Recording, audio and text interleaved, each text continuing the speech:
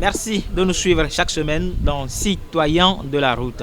En circulation, la nuit surtout, il est important d'être bien vu par les autres conducteurs et de bien voir aussi soi-même. Alors, quoi de plus normal que d'avoir des phares bien réglés? Les phares bien réglés, voilà ce dont nous parlons dans Citoyens de la route cette semaine.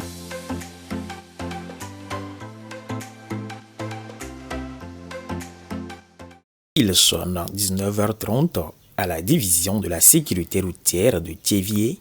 C'est vendredi et il est l'heure de la descente sur le terrain. Un contrôle rigoureux des phares des véhicules commence. À peine arrivés qu'ils interpellent un véhicule. Nous sommes en face d'une voiture qui circule avec un seul phare, donc il vient d'être interpellé. Parce que c'est une infraction continue. On attend, il va chercher un électricien pour réparer le phare avant de continuer. En circulation, lorsqu'il roule avec un seul phare, les autres usagers venant d'en face le voient comme une moto. Et pour lui donner le passage ou bien pour lui donner une marge, il lui donne une marge par rapport à leur vue comme une moto et tout de suite ça entraîne un cas d'accident. Plusieurs interpellations s'en suivent. Il importe donc de s'interroger sur l'importance de l'éclairage des véhicules. La réglementation sur l'éclairage des véhicules est stricte.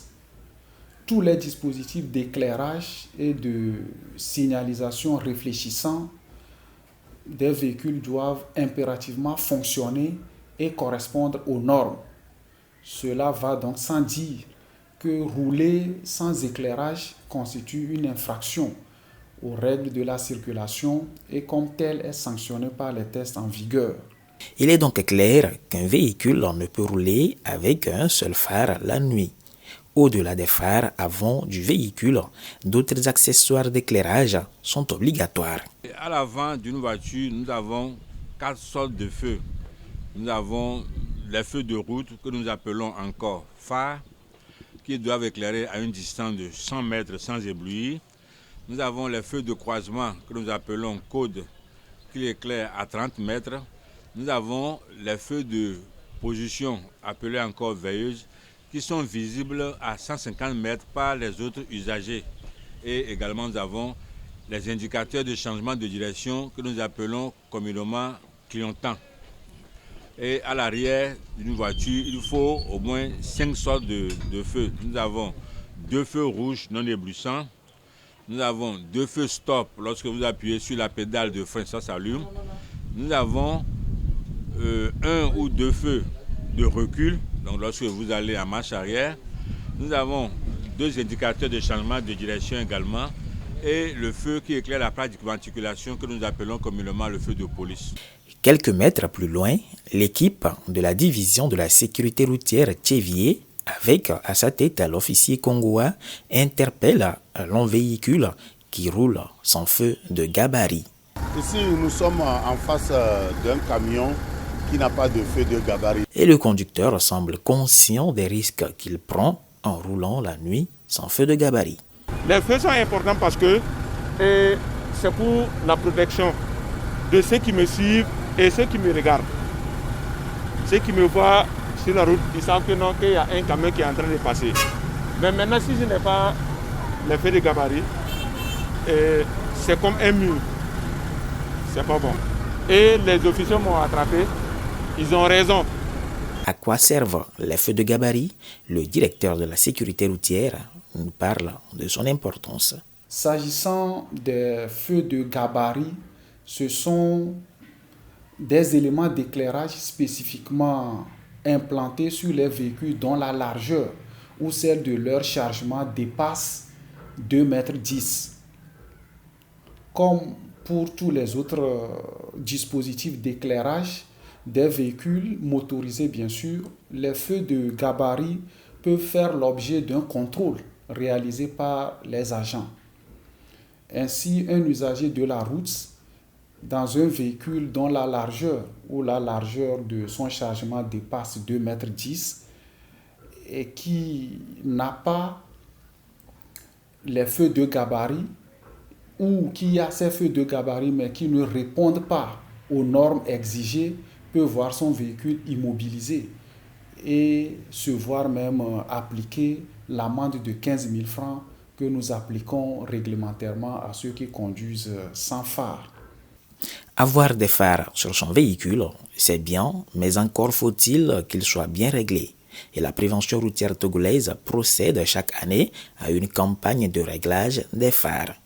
Au-delà de la campagne, un point permanent de réglage des phares est installé dans l'enceinte de la division des transports routiers et ferroviaires DTRF. Cette campagne consiste à régler les phares des véhicules avec un appareil spécial que nous appelons régloscope.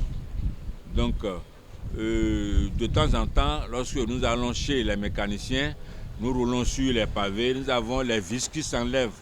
Lorsque les électriciens auto changent des ampoules, des fois c'est mal placé, donc ce qui fait que les phares ne regardent plus bien la route.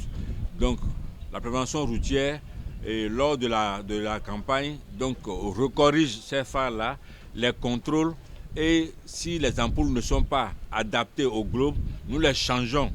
Donc ce qui va permettre aux usagers de bien regarder et d'être bien vus. Voyons voir comment s'effectue le réglage des phares.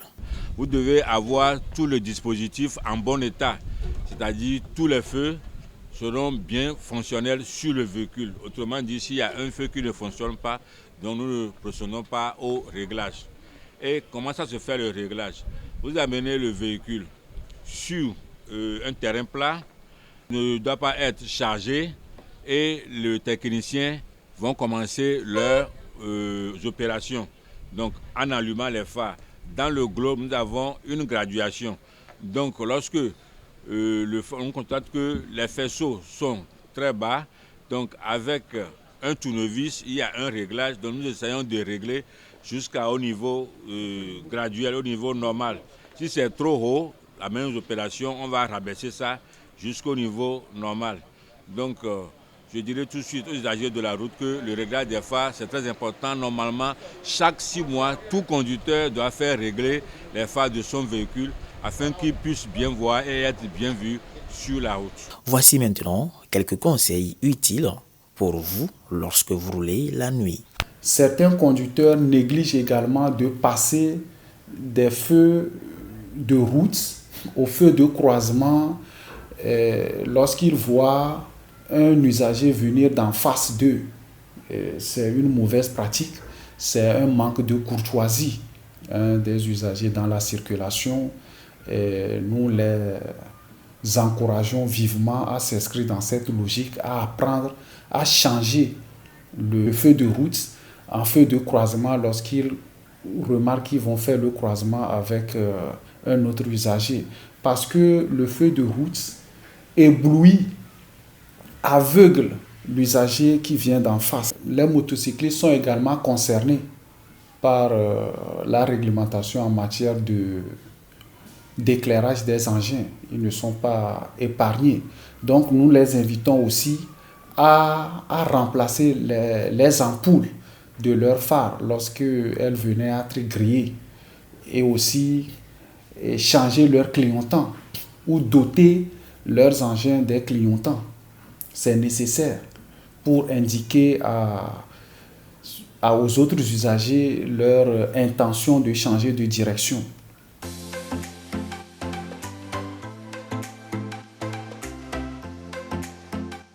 Voilà qui met fin à l'émission de jour. Pour rappel, sachons qu'il est important de se faire régler ses phares pour avoir une visibilité bien nette en circulation, surtout la nuit. Et la division de la sécurité routière, vous l'avez vu, ne manquera pas à sa mission, celle de réprimer les conducteurs contrevenants, ceux qui ne règlent pas leurs phares.